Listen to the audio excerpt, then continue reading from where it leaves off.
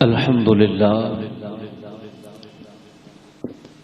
للہ الذی شرفنا بحب نبی المختار والصلاة والسلام علی سید الابرار وعلی آلہ وآبائہ واصحابہ ہم الذین کاملین من کل اعتبار اما بعد فاعوذ باللہ من الشیطان الرجیم بسم اللہ الرحمن الرحیم یا ایھا الناس اعبدوا ربکم الذی خلقکم صدق اللہ مولانا العظیم بلغ العلا بکمالہ کشف الدجی بجمالہ حسنت جمیع خصالہ صلوا علیہ وآلہ۔ تمام حضرات عقیدت و محبت سے حضور نبی کریم صلی اللہ علیہ وآلہ وسلم کی بارگاہ میں ہدیہ درود و سلام پیش کریں۔ الصلاۃ والسلام علیک یا سیدی یا رسول اللہ وعلی آلک و اصحابک یا حبیب اللہ۔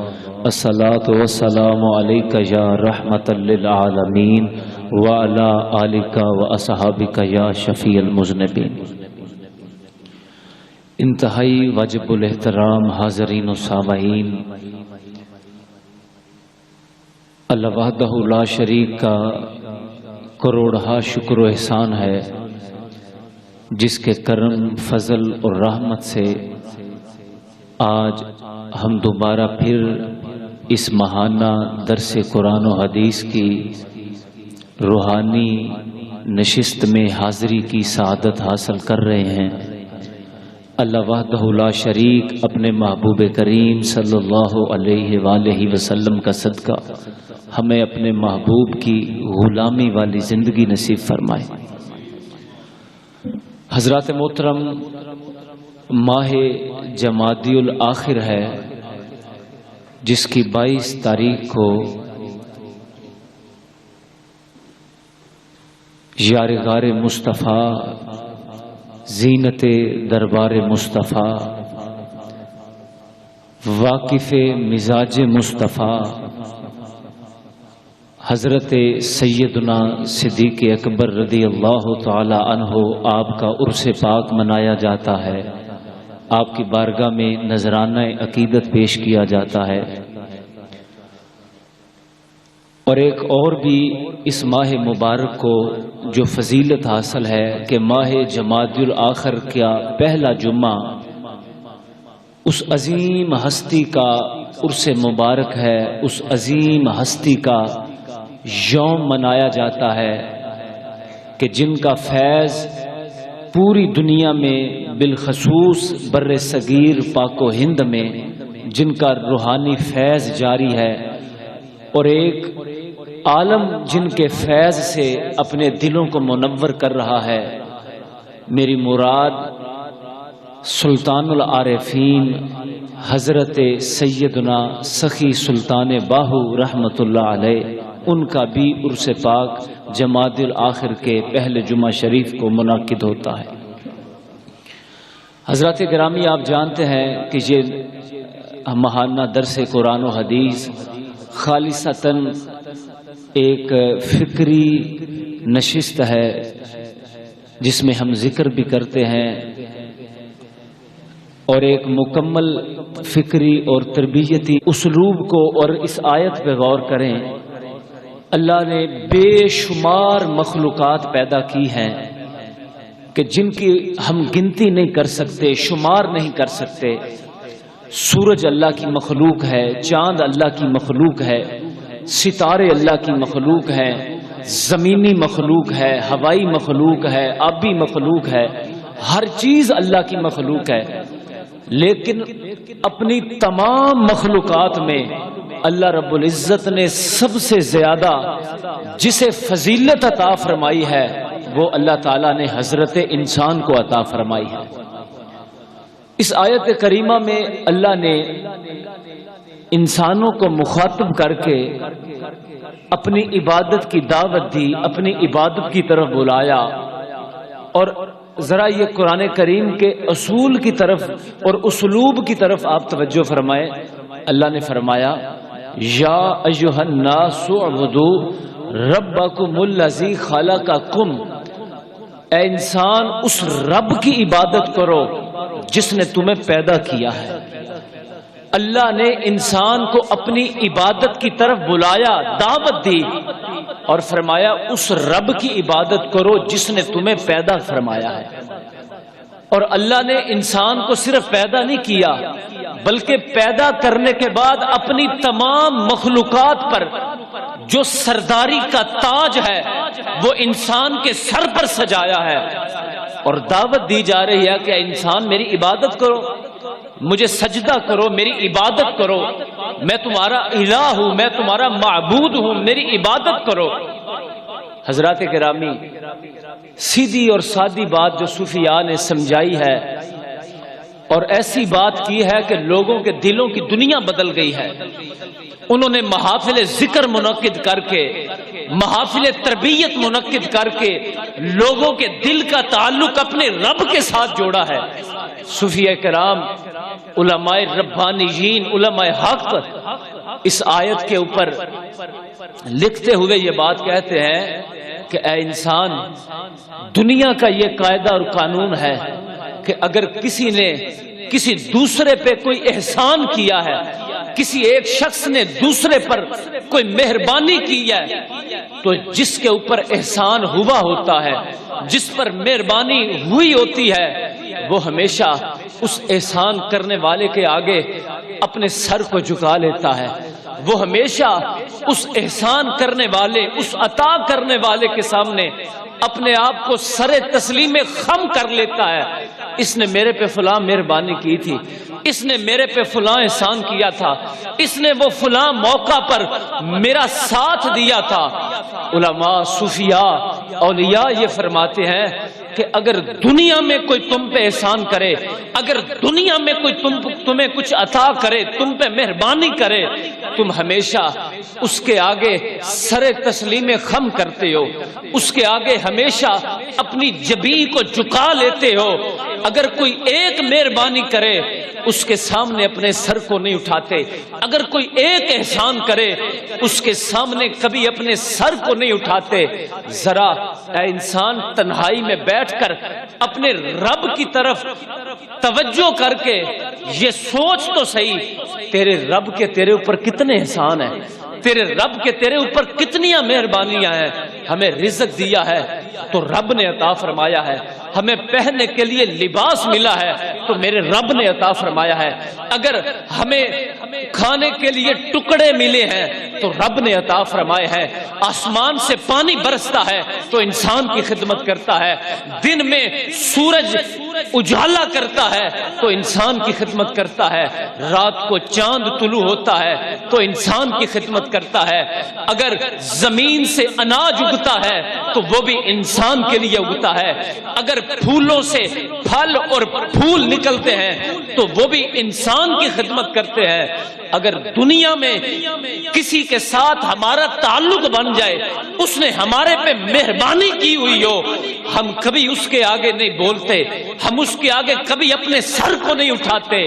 ہم اپنے رب کے اتنے نافرمان ہیں، ہمارے رب کے ساتھ ہمارا تعلق اتنا کمزور ہو چکا ہے کہ جس رب نے ہمیں کائنات کی نعمتیں عطا کی ہے، آج ہم اسی کے در سے بغاوت کرتے ہیں، آج ہم اسی کی نافرمانی کرتے ہیں، آج ہم اسی کی حکم عدولی کرتے ہیں۔ اس لیے اللہ کا بندہ وہ ہے جو ہمیشہ اپنے رب کے سامنے جھکتا ہے، اپنے رب کے فرمان کے سامنے سر تسلیم خم کرتا ہے۔ حضرت جنید بغدادی رحمت اللہ علیہ مجلس سجا کے بیٹھے ہیں، لوگ آپ کی مجلس میں بیٹھے ہیں، آپ سے تعلیمات لینے کے لیے، آپ سے اللہ اور اس کے رسول کی محبت کو سیکھنے کے لیے بیٹھے ہیں۔ آپ نے ایک جملہ ارشاد فرمایا، حضرت امام کشیری نے رسالہ کشیریہ میں اس کو نقل فرمایا، وہ کہتے ہیں کہ حضرت جنید بغدادی رحمت اللہ علیہ لوگوں کو مخاطب کر کے کہتے ہیں، اے اللہ کے بندو، اللہ کے بندے بن جاؤ، اے اللہ کے بندو اللہ سے محبت کرنے لگ پڑو۔ جب تمہاری یہ آنکھیں بند ہوں گی، جب تمہیں موت آ لے گی، یہ دنیا کی زندگی کے ایام ختم ہو جائیں گے، پھر تمہیں پتہ چلے گا کہ میں کیا نقصان کر کے آیا ہوں، تو اللہ رب العزت سے محبت کرنے والے وہ ہیں، اللہ سے سچے پیار کرنے والے وہ ہیں جو ہمیشہ اپنے رب کے سامنے جھکتے ہیں، جو اپنے رب کے فرمان کے سامنے سر تسلیم خم کرتے ہیں، جو اپنے رب کو ہمیشہ یاد رکھتے ہیں۔ فرمایا وہ اللہ کے بندے ہیں جو اللہ سے محبت کرتے ہیں۔ مل کے بولیے جو اللہ سے، مل کے بولیے جو اللہ سے محبت کرتے ہیں۔ اب ایک بات بڑی قابل توجہ ذہن میں رکھیں، صوفیاء فرماتے ہیں کہ جس طرح ہم نے قرآن کا علم سیکھنا ہے تو کسی استاذ کے پاس جا کے ہم عربی زبان پڑھتے ہیں، ہم صرف و نحو پڑھتے ہیں، ہم قرات پڑھتے ہیں، قرآن کے علوم سیکھتے ہیں تاکہ ہمیں قرآن کریم کی سمجھ آئے، اس کے مسائل، اس کے احکامات کو جان سکیں۔ ہم نے دنیا کا کوئی علم پڑھنا ہے، ہم استاذ کے پاس جاتے ہیں۔ صوفیاء فرماتے ہیں اگر تم نے اللہ کی محبت سیکھنی ہے تو پھر آ جاؤ کسی اللہ والے کے پاس، آ جاؤ کسی اللہ کے بندے کے پاس جس کے دل میں اللہ کی محبت ہوگی، اس کی مجلس میں بیٹھنا، اس سے تربیت لینا، وہ تمہارے دل میں اللہ اور اس کے رسول کی محبت کو بٹھا دے۔ لہذا حضرات گرامی، آج مادہ پرستی کے اس دور میں جب ہمارا تعلق اللہ اور اس کے ذات کی ساتھ، اس کے رسول کی ذات کے ساتھ کمزور ہو چکا ہے، یقین جانیے گا جب قیامت والے دن ہم اٹھیں گے تو عزتیں انہی کو ملیں گی جنہوں نے زندگی اللہ اور اس کے رسول کی محبت میں گزاری ہے، جن کے دل میں اللہ اور اس کے رسول کی محبت ہے۔ صوفیاء کرام، اولیاء کرام، جن کی تعلیمات کا ہم بارہا اس درس پاک میں ذکر کرتے ہیں، بڑی توجہ سے سماعت فرمائیں۔ حضرت شیخ شاذلی رحمت اللہ علیہ آپ یہ فرماتے ہیں کہ یہ بات آپ اپنے مریدوں کو یہ وصیت فرماتے، اپنے مریدوں کو یہ نصیحت کرتے، آپ فرماتے اپنے دل کی طرف توجہ کرو، اپنے دل کی طرف توجہ کرو، اگر تمہارے دل میں اپنے رب کی محبت ہے پھر تو ٹھیک ہے، اگر تمہارے دل اور روح میں تمہارے رب کی محبت نہیں تو آپ فرماتے تھے محبت کے بغیر جو دل ہے یا محبت کے بغیر جو جسم ہے اس کی مثال ایک ویران زمین کی طرح ہے، اس کی مثال ایک اجڑے ہوئے درخت کی طرح ہے۔ لہذا اصل انسان وہ ہے جس کے دل میں اس کے رب کی محبت ہوتی ہے، اصل انسان وہ ہے جس کے دل میں اللہ اور اس کے رسول سے محبت کرنے کے سچے جذبات ہوتے ہیں۔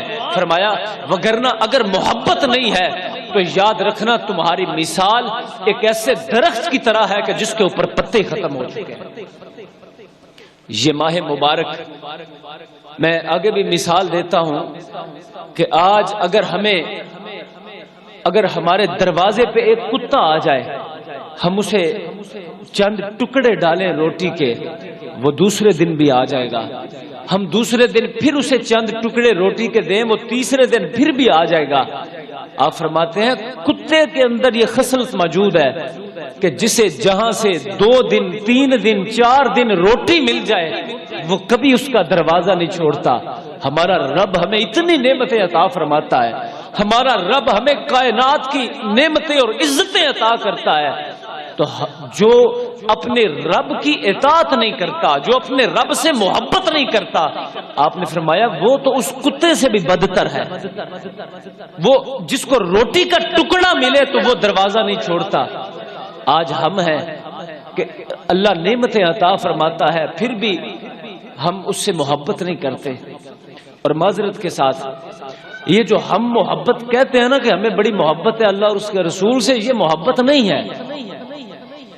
صوفیاء اولیاء یہ درس دے گئے ہیں کہ اگر تمہیں اللہ اور اس کے رسول سے سچی محبت ہوتی تو تم اپنے رب کے اطاعت کرنے والے ہوتے، تم اپنے رب کی فرما برداری کرنے والے ہوتے۔ حضرت شیخ سہل رحمت اللہ علیہ ایک بہت بڑے اللہ کے ولی گزرے ہیں، حضرت جنید بغدادی رحمت اللہ علیہ کے دور میں، کوئی بات نہیں بچے ہیں چھوڑ دیں آپ توجہ فرمائیں، آپ اپنے مریدوں کو اکٹھا کرتے اور فرماتے کہ تم میں سے جو اللہ کے ساتھ محبت کا دعویٰ کرے تو پتہ ہے محبت کے سچے ہونے کی نشانی اور علامت کیا ہے؟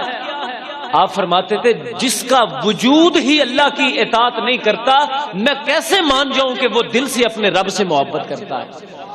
جس کا وجود ہی اللہ کا تابع فرما نہیں ہے۔ آپ سے پوچھا پھر محبت کیسی ہونی چاہیے؟ تو آپ نے فرمایا محبت تو ایک آگ ہے جو دل میں محبوب کے علاوہ باقی ہر چیز کو جلا کے رکھ دیتی ہے۔ یہ ماہ مبارک حضرت سیدنا ابو بکر صدیق رضی اللہ تعالیٰ عنہ کا یوم وصال اور عرس پاک منایا جاتا ہے، اور جیسا میں نے عرض کیا کہ اسی ماہ مبارک میں حضرت سلطان باہو رحمت اللہ علیہ کا بھی عرس مبارک یہ ایک جمعہ پہلے گزرا ہے، تو دونوں ہستیوں کی محبت کا ذکر تھوڑا تھوڑا ہم کرتے ہیں۔ یاد رکھیے گا نبی کریم صلی اللہ علیہ وسلم کے سب صحابہ شان والے ہیں، سب صحابہ مرتبے والے ہیں، لیکن تمام صحابہ میں جو مقام و مرتبہ حضرت سیدنا صدیق اکبر کو ملا ہے وہ کسی اور صحابی کو بھی نہیں ملا۔ بچپن سے لے کے آخری وقت تک جو حضور نبی کریم صلی اللہ علیہ وسلم کی معیت میں رہے ہیں اس ہستی کا نام حضرت سیدنا صدیق اکبر ہے، اور سیدنا صدیق اکبر وہ واحد صحابی ہیں کہ تمام صحابہ نے حضور کے ہاتھ پر بھی بیعت کی ہے اور حضرت سیدنا صدیق اکبر کے ہاتھ پر بھی بیعت کی ہے۔ جب آپ خلیفہ بنے حضور نبی پاک صلی اللہ علیہ وسلم کے ظاہری وصال کے بعد، تو حضرت فاروق اعظم نے پہلے ہمارے نبی پاک صلی اللہ علیہ وسلم کی بیعت کی تھی، پھر حضرت صدیق اکبر کی بیعت کی۔ حضرت عثمان ذی النورین نے پہلے حضرت نبی پاک صلی اللہ علیہ وسلم کی بیعت کی تھی، پھر سیدنا صدیق اکبر کی بیعت کی۔ حضرت مولا علی نے پہلے حضور کی بیعت کر چکے تھے، پھر بھی حضرت صدیق اکبر کی بیعت کی۔ حضرت صدیق اکبر نے صرف حضور کی بیعت کی ہے، تمام باقی صحابہ نے حضور کی بھی بیعت کی ہے اور حضرت سیدنا صدیق اکبر کی بھی بیعت کی ہے۔ تمام حضرت صاحب نبی پاک صلی اللہ علیہ وسلم حضرت ابوبکر صدیق صرف حضور کے مرید ہیں، تمام صحابہ بیعت کر کے حضور کے بھی مرید ہیں اور پھر حضرت ابوبکر صدیق کے بھی مرید ہیں۔ حضرات گرامی، نبی پاک صلی اللہ علیہ وسلم کا بچپن مبارک ہے تو صدیق اکبر ساتھ ہیں، آپ کی جوانی مبارک ہے تو صدیق اکبر ساتھ ہیں، آپ نے اعلان نبوت فرمایا تو صدیق اکبر ساتھ ہیں، آپ نے ہجرت فرمائی صدیق اکبر ساتھ ہیں، آپ مدینے پاک آ گئے صدیق اکبر ساتھ ہیں، میرے آقا بدر، احد، تبوک، حنین اور خیبر کے میدان میں جنگ کے لیے گئے، صدیق اکبر پھر بھی ساتھ ہیں۔ اگر مکی زندگی ہے صدیق نبی کے ساتھ ہے، اگر ہجرت مدینہ ہے تو صدیق نبی کے ساتھ ہے، اگر بدر احد کے مارکے ہیں تو صدیق نبی کے ساتھ ہے۔ حضور مزار میں چلے گئے ہیں، صدیق پھر بھی نبی کے ساتھ ہے۔ یہ وہ حضرت صدیق اکبر رضی اللہ عنہ کی ذات گرامی ہے۔ اور یاد رکھیے گا حضرت سیدنا صدیق اکبر وہ ہیں جن کا دل حضور نبی کریم صلی اللہ علیہ وسلم کی محبت کے ساتھ سرشار ہے۔ ہم محبت کے اوپر بات کر رہے ہیں، حضرت سیدنا صدیق اکبر رضی اللہ تعالیٰ عنہ کو جو مرتبے ملے ہیں، مقام ملے ہیں، وہ کس طرح ملے ہیں؟ اس طرح کہ جس طرح ہم نبی سے محبت کرتے ہیں، اس طرح جس طرح ہم نبی کی اطاعت کرتے ہیں۔ اگر آج حضرت سیدنا صدیق اکبر، سیدنا فاروق اعظم، سیدنا عثمان ذی النورین، حضرت مولا علی، حضرت امیر حمزہ، حضرت سعد، یہ جتنے بھی نبی کے صحابہ ہیں، حضرت بلال حبشی، حضرت اویس کرنی، یہ بڑے بڑے لوگ جو آج بھی جن کے نام ستاروں کی طرح چمک رہے ہیں، یہ مرتبے انہیں کیسے ملے ہیں؟ حضرات گرامی صرف حضور نبی پاک صلی اللہ علیہ وسلم کی محبت اور اطاعت میں ملے ہیں۔ مجھے سمجھ نہیں آتی کہ وہ کون سی محبت ہے جو ہمیں مصلی پہ نہیں آنے دیتی، وہ کون سی محبت ہے جو ہمیں نماز پڑھنے نہیں دیتی؟ وہ کون سی محبت ہے جو ہمیں داڑھی رکھنے نہیں دیتی؟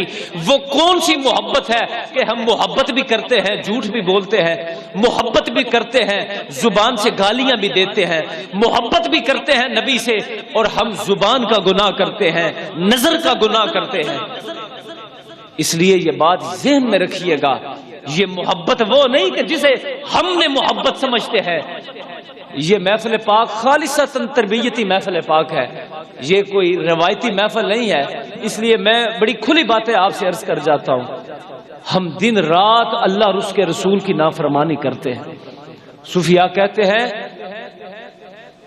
کہ ہمیں کوئی نیکی اور رب کی طرف دعوت بھی دے۔ 5 وقت اذان ہوتی ہے، حی علی الصلاح حی علی الفلاح، اللہ اکبر اللہ اکبر۔ دنیا والوں سمجھ جاؤ وہ صرف رب کی ذات ہے جو اللہ اکبر ہے، اور کسی کا نام 5 وقت نہیں لیا جاتا۔ صوفیاء فرماتے ہیں 5 وقت دعوت دی جاتی ہے، پھر بھی ہم اپنے رب کی طرف نہ آئے تو یہ اللہ سے بغاوت ہے۔ یہ خالصتاً تربیتی محفل ہے جس میں ہم سنت نبی پاک صلی اللہ علیہ وسلم کی، صوفیاء کرام کی فکر، اس کے اوپر بات کرتے ہیں۔ حضرات گرامی، میں واضح طور پہ اپنے دوستوں کو بتایا کرتا ہوں، بڑے کھلے الفاظ میں یہ بات عرض کرتا ہوں، یہاں پہ 1000 2000 بندہ آ کے بیٹھ جائے، صرف ہم نعرے ماریں، لنگر کھائیں اور چلے جائیں، یہ کوئی تعلق نہیں ہے۔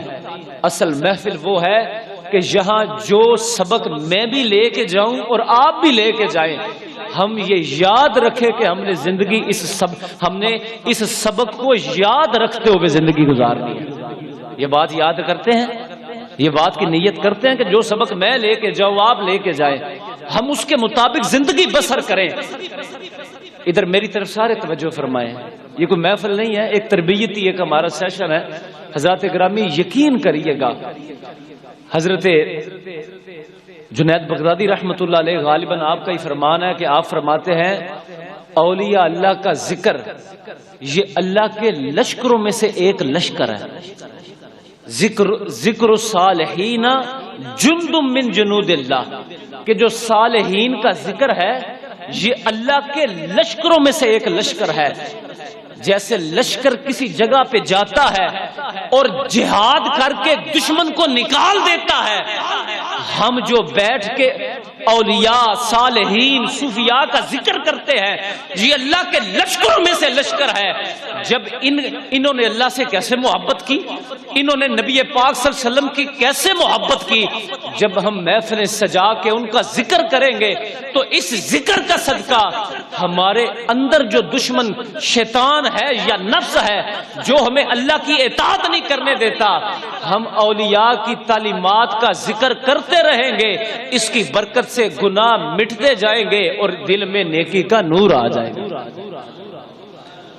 حضرت صدیق اکبر کو جو مقام و مرتبہ ملا ہے صرف نبی پاک صلی اللہ علیہ وسلم کی محبت اور اطاعت سے ملا ہے۔ آج ہم ان کا ذکر کرتے ہیں، ذرا غور و فکر کریں، انہیں مرتبے مفت میں مل گئے ہیں، انہیں مرتبے بغیر کسی جد و جہد اور محنت سے مل گئے ہیں۔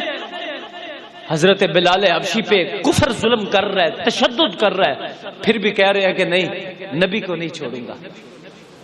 صحابہ کرام کو شیب ابی طالب میں قید کر دیا جاتا ہے، سوشل بائیکاٹ کر دیا جاتا ہے، پھر بھی وہ کہتے ہیں کہ نہیں، بس اس نبی سے جو محبت کا سودا کر لیا، دل دے دیا، اب اس نبی کی غلامی کو چھوڑ نہیں سکتے۔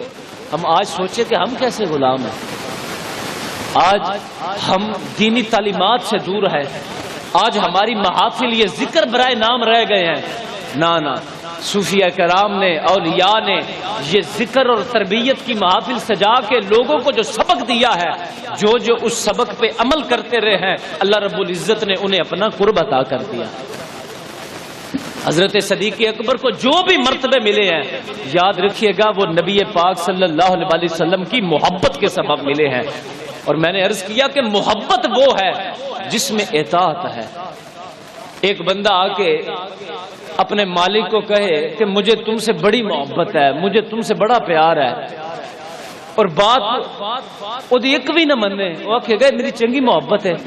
تو حضرات گرامی، محبت اطاعت کے بغیر مکمل ہو سکتی، محبت اطاعت کے بغیر مکمل ہو سکتی نہیں.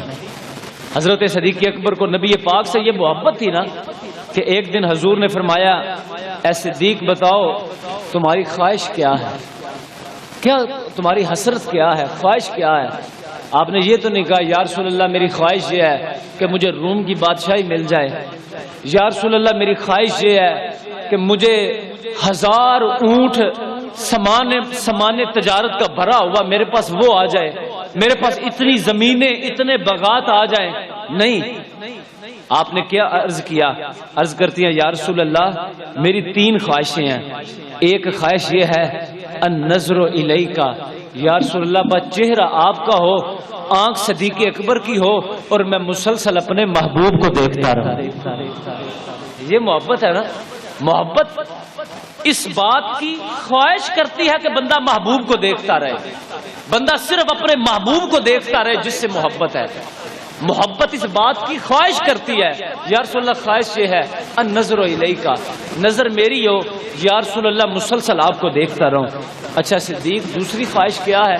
یا رسول اللہ انفاق مالی علیک، میرے پاس مال و دولت ہو یا رسول اللہ میں آپ کے حکم پر دین پہ قربان کرتا چلا جاتا. تیسری خواہش کی ہے یا رسول اللہ والجلوس بین یدیک، کہ یا رسول اللہ بس آپ کی قربت میں بیٹھا رہوں. دیکھیے نا یہ محبت ہے.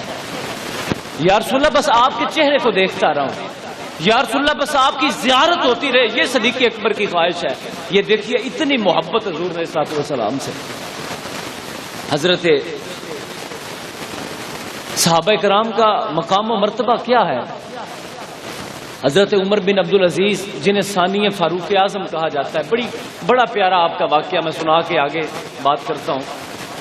حضرت عمر بن عبدالعزیز وہ ہے جنہیں ثانی فاروق اعظم کہا جاتا ہے، جنہیں ثانی فاروق اعظم کہا جاتا ہے. بڑی توجہ سے بات سنیے گا.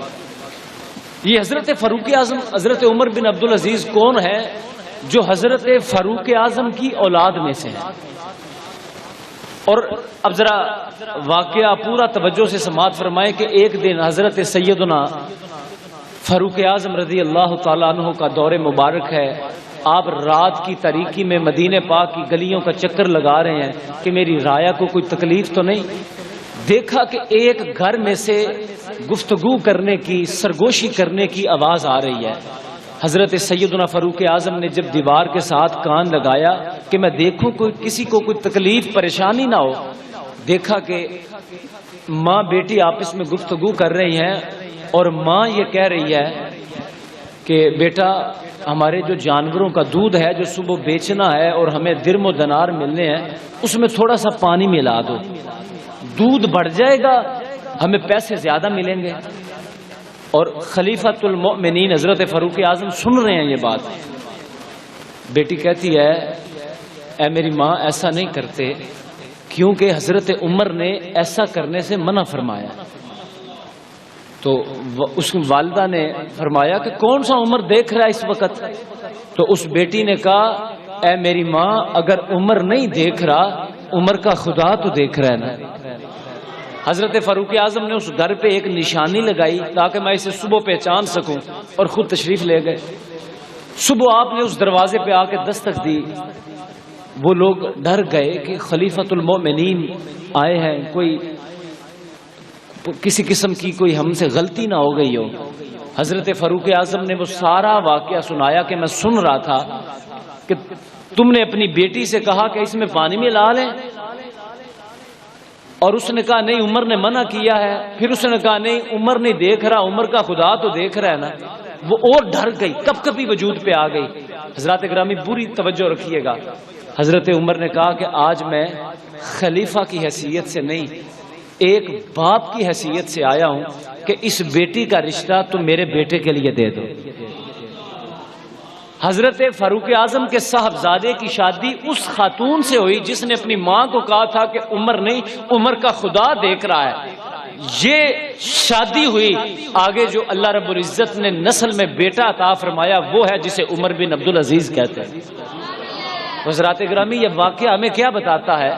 یہ واقعہ ہمیں یہ بتاتا ہے کہ جب تم نے اپنے بیٹوں کی شادی کرنی ہے، اگر تم چاہتے ہو کہ تمہاری نسل میں دین رہے، صالحیت رہے، تمہارے آنے والی نسل میں اللہ اور اس کے رسول کی محبت رہے، تقوی رہے، پرہیزگاری رہے، اطاعت رہے، تو پھر اپنی بہو وہ لانا جس کے اندر دین ہو، جو دین پہ عمل کرنے والی ہو۔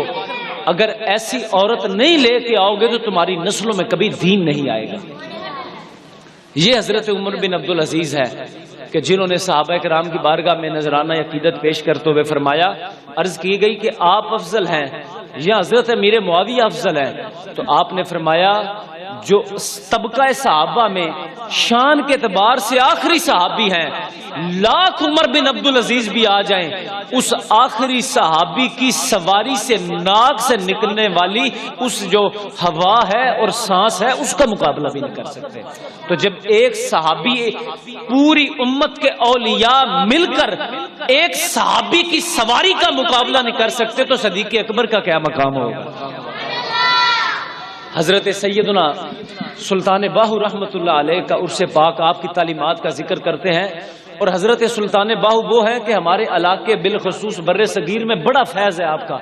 آج بھی آپ کی تعلیمات جو دل میں طلب رکھ کے پڑھتا ہے نا، اس کے دل میں اللہ اور اس کے رسول کی محبت کا چراغ جل جاتا ہے، وہ پھر اللہ کا سچا بندہ بن جاتا ہے۔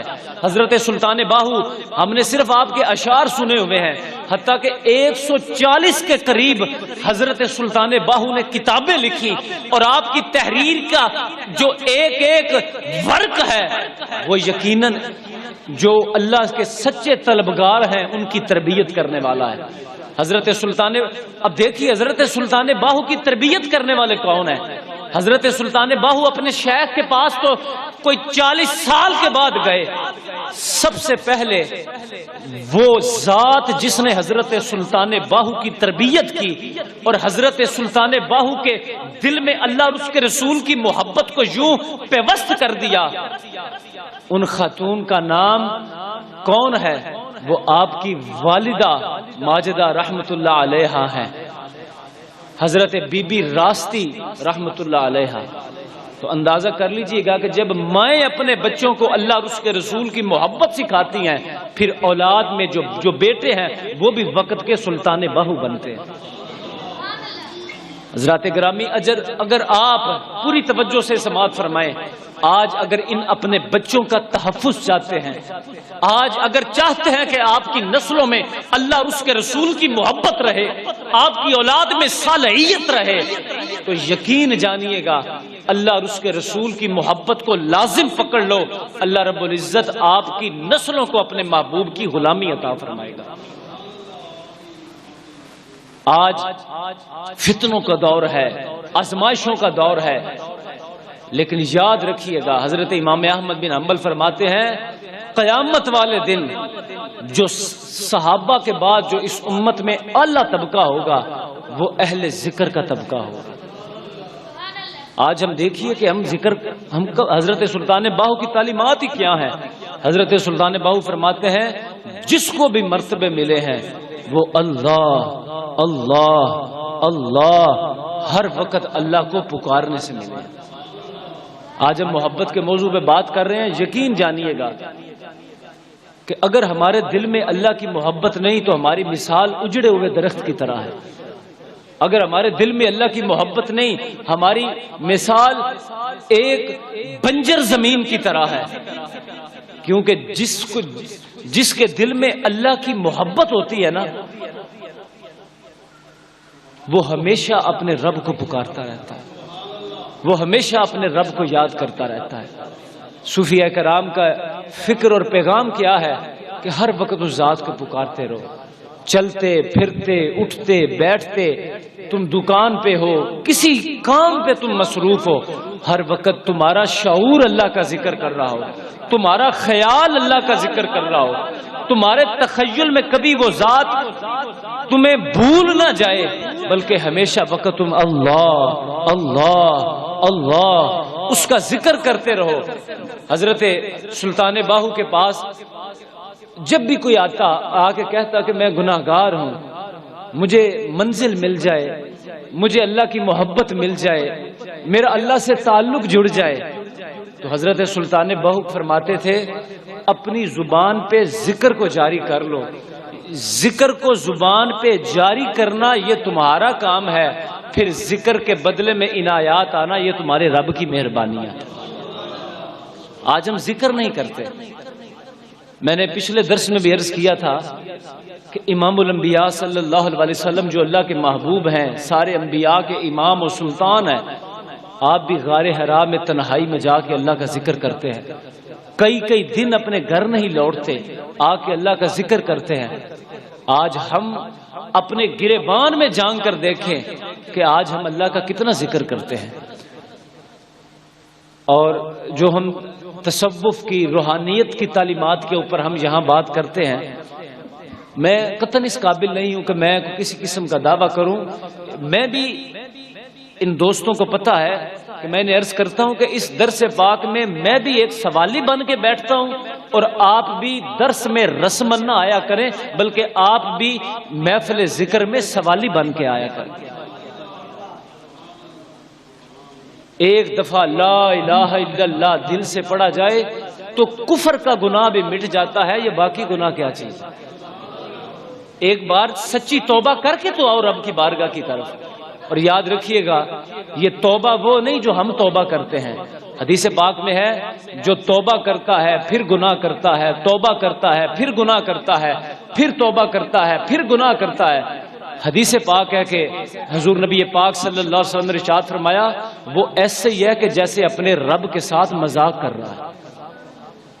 آج ہمارا کسی کے ساتھ تعلق بن جائے، ہم کہتے ہیں کہ نہیں میں ادھے اگے نہیں بول سکتا، میں اتھے کوئی گل نہیں کر سکتا، کیوں جی میرا تعلق ہے اتھے، میں ذرا برابر بھی ادھر کوئی ایک حرف زبان پہ نہیں لا سکتا کیونکہ میرا تعلق ہے ادھر، میں وہاں پہ بس بول ہی نہیں سکتا کیونکہ میرا تعلق ہے۔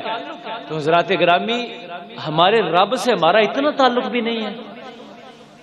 صوفیاء آج حضرت سلطان باہو کا ذکر کر رہے ہیں، اولیاء صوفیاء کا ذکر کر رہے ہیں، انہوں نے ذکر کی محافل سجا کے لوگوں کو اللہ کی محبت سکھائی ہے، لوگوں کو اللہ اور اس کے رسول کی محبت سکھائی ہے، اس سے محبت کرنے کا طریقہ سکھایا ہے۔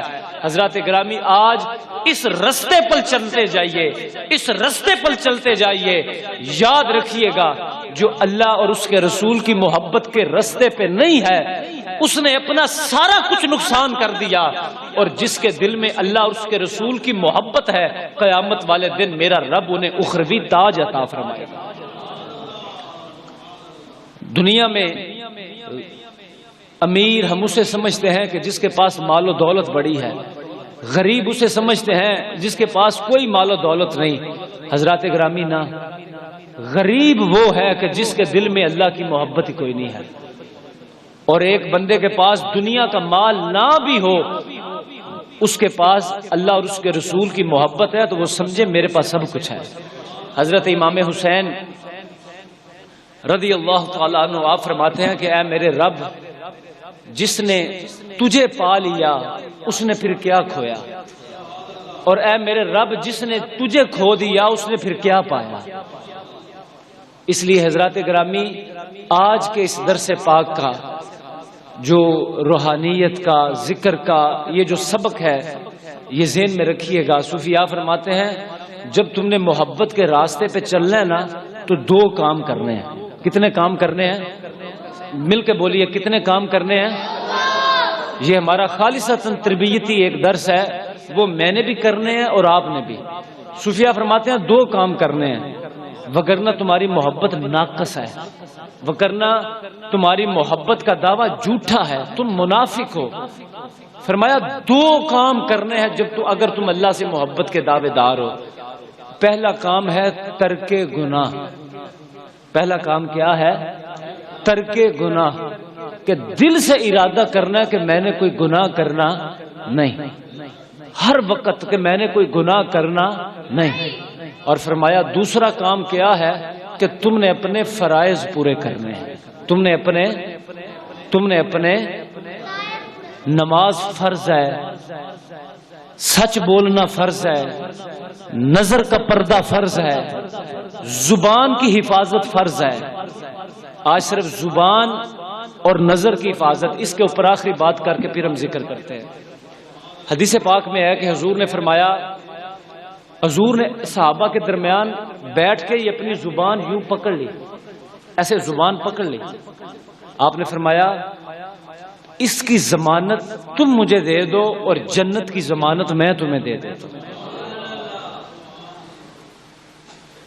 ہم بد زبانی اتنی زیادہ کرتے ہیں، ہماری عادت بن چکی ہے ہر بات میں گالی دینا، ہماری عادت بن چکی ہے بدتمیزی کرنا، چھوٹوں کے ساتھ بھی بڑوں کے ساتھ بھی۔ ہماری عادت بن چکی ہے، اپنی گندی زبان ہے ہماری، حیا نہیں ہے ہماری زبان میں۔ یہ میں بڑا واضح اور کھلی باتیں کر رہا ہوں، یہ ہمارا تربیتی درس پاک ہے، اور یقین جانیے گا یہ کوئی نیت نہیں یہاں پہ 10,000 بندہ بیٹھا ہو۔ ہمارے اساتذہ فرماتے تھے تھوڑے بندے بیٹھے ہوئے ہوں لیکن دیکھ لینا کہ تمہاری نیت کیا ہے۔ ہم گناہ کرتے ہیں، گندی ہے ہماری زبانیں، ہم گناہ کرتے ہیں، اور ہمیں ذرا برابر بھی اپنے رب کا حیا بھی نہیں آتا۔ اور دوسری بات، ہم آنکھوں کا گناہ کرتے ہیں۔ یہ چاہے یہ ہمارا موبائل ہے، والدین کو کوئی خبر نہیں کہ ان کا بچہ کیا دیکھ رہا ہے۔ آج ہم تنہائی میں بیٹھے ہوئے ہوں اور یہ سوچیں کہ میں تو تنہائی میں ہوں، مجھے کون سا کوئی دیکھ رہا ہے، تو کیا کوئی ایسی جگہ ہے جہاں ہم ہمارا رب ہمیں نہ دیکھ سکے؟ آج حدیث پاک سنیں، حضور علیہ الصلوۃ والسلام نے فرمایا کہ جو بد نظری کا گناہ کرتے ہیں، خواتین کو دیکھتے ہیں، نظر کا پردہ نہیں کرتے، موبائل ہے، میڈیا ہے، اس سے بچنا ہمارے لیے کتنا ضروری ہے۔ آج ہماری نظریں زنا کرتی ہیں۔ حضور علیہ الصلوۃ والسلام نے ارشاد فرمایا کہ جو بد نظری کا گناہ کرتا ہے، حدیث پاک ہے، فرمایا اس پر اللہ کی بھی لعنت، اس پر اللہ کے رسول کی بھی لعنت، اور اس پر فرشتوں کی بھی لعنت۔ میں پھر دہرا رہا ہوں کہ جو بد نظری کا گناہ کرتا ہے، نظر کا خیال نہیں کرتا، نظر میں حیا نہیں رکھتا، بد نظری کا گناہ دیکھتا ہے کہ مجھے کون سا کوئی دیکھ رہا ہے، میں موبائل میں جو مرضی دیکھوں، رستے میں جائے خواتین کو دیکھے، ہم پورا ہمارا معاشرہ اس گناہ میں مبتلا ہے۔ حدیث پاک ہے کہ فرمایا کہ جو بد نظری کا گناہ کرتا ہے، یہ اپنے دلوں پہ، اپنے دماغوں پہ لکھ لے اس کو۔ حضور نے فرمایا کہ اس پہ اللہ کی بھی لعنت، اللہ کے رسول کی بھی لعنت، اس پہ فرشتوں کی بھی لعنت۔ اور حضرت عثمان ذی النورین رضی اللہ تعالیٰ عنہ، آپ کے دور میں کسی دور کے علاقے سے ایک چند بندے مدینہ پاک میں آئے اور رستے میں خواتین کو دیکھتے ہوئے آئے، تو حضرت عثمان ذی النورین نے ان کو دیکھ کے پتہ کیا فرمایا؟ آپ کو جلال آ گیا، حالانکہ آپ نرم مزاج تھے، غصہ آ گیا۔ حضرت عثمان ذی النورین نے فرمایا اس حالت میں میرے پاس مت آیا کرو کہ تمہاری آنکھوں میں مجھے زنا کے اثرات نظر آتے ہیں۔ خواتین کو دیکھ کے آ رہے تھے چلتے پھرتے، فرمایا اس حالت میں میرے پاس نہ آیا کرے۔ یاد رکھیے گا حضور نے فرمایا اہل اللہ سے جب ان کے پاس جاؤ نا، تو حضور نے فرمایا کہ جو اللہ کے بندے ہوتے ہیں وہ اللہ کے نور سے اور فراست سے وہ دیکھ رہے ہوتے ہیں۔ تو یاد رکھیے گا اولیاء، صوفیاء یہ دیکھ رہے ہوتے ہیں کہ آنے والے بندے کے چہرے پہ کیا اثار ہے۔ یاد رکھیے گا گناہ کی ایک نحوست ہے، جو بندہ گناہگار ہوگا اس کے وہ چہرے پہ نحوست نظر آتی ہے، اور جو بندہ اللہ کا ذکر کرنے والا ہوتا ہے اس کی محبت بھی اس کے چہرے سے نظر آتی ہے۔ اس لیے میں اس تربیتی درس قرآن میں آپ حضرات سے یہی گزارش کروں گا، اپنے رب سے سچی محبت کریں۔ یہ تربیتی محافل، یہ ذکر کی محافل، اس میں حاضر ہوا کریں باقاعدگی کے ساتھ، بلانا نہ پڑے۔ جب یہ درس قرآن ہو خود اپنے دوستوں کو لے کے مغرب سے پہلے یہاں حاضر ہوں، اور تمام اپنے احباب کو، دوستوں کو، اقربا کو لے کے درس میں حاضر ہوں۔ جو چیزیں یہاں عرض کی جاتی ہیں اللہ تعالیٰ مجھے اور آپ کو عمل کرنے کی توفیق عطا فرمائے۔